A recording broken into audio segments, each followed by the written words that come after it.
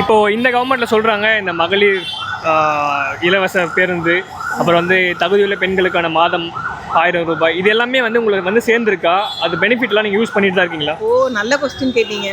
1000 ரூபாங்கிறது நான் ஃபஸ்ட்டு போயிட்டு கொடுக்கும்போது என்னோடய அக்கௌண்ட்டுக்கு வந்துச்சு. இப்போ என்னோடய அக்கௌண்ட்டில் ஒரு ப்ராப்ளம் ஆகிடுச்சு. அந்த அக்கௌண்ட்டில் என்னால் யூஸ் பண்ண முடியல. அந்த அக்கௌண்ட்டை சேஞ்ச் பண்ணுறதுக்கு வழி இல்லாமல் 1 இயர் 2 இயர்ஸ்க்கு மேலே என் கேஷ் வீணாக போயிட்டுருக்கு. 1000 ருபீஸு. அது அங்கே தான் போச்சா, எங்கே தான் போச்சு, எதுவுமே தெரியலல்ல. இப்போ அது வேஸ்ட்டு தானே ஆக்சுவலாக. அதுக்கு உண்டான ப்ரொசீஜரோ அதுக்கு உண்டான ஒரு ஃபார்மாலிட்டிஸ் எதுவுமே இங்கே இல்லை. இங்கே போய் கேட்டால் சேவை மையத்தில் போய் கேட்டால் என்ன சொல்கிறாங்க, நீங்கள் தாலுக்கா ஆஃபீஸ் போய் கேளுங்க அப்படிங்கிறாங்க. அங்கே போய் கேட்டால் இந்த மாதிரி இப்போ இதுவே இல்லை, நீங்கள் அந்த நம்பருக்கு கால் பண்ணுங்க, 1910 ஏதோ ஒரு நம்பர், அவங்களுக்கு கால் பண்ணுங்க. அங்கே கால் பண்ணால் இந்த மாதிரி சிஸ்டம் இன்னும் எடுத்துகிட்டு வரலன்னு சொல்கிறாங்க. இந்த மாதிரி வாங்கினவங்களே நிறைய ஃபேஸ் பண்ணிட்டு இருக்காங்க. வாங்காதவங்க இன்னும் எத்தனை பேர் இருக்காங்கன்னு தெரியல.